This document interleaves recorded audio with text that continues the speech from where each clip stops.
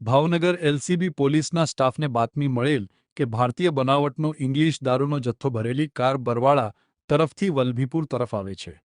જેથી પાણવી ગામે Naira petrol pump સામે પુલ ઉપર વોચમાં રહેતા પસાર થતી કારને અટકાવીને તલાશી લેતા તેમાંથી દારૂની 528 બોટલો મળી આવતા તેની કિંમત ₹90,288 ગણીને કુલ ₹4,20,288ના મુદ્દામાલ સાથે મોસીનભાઈ મોહનભાઈ લાખાણી, તોશીફભાઈ ઇકબાલભાઈ લાખાણી અને શબ્બીરભાઈ ભીખુભાઈ શેખ નામના 3ને ઝડપી લઈ વલભીપુર પોલીસ સ્ટેશનમાં ગુન્હો દાખલ કરીને આગળની કાર્યવાહી હાથ ધરવામાં આવેલ।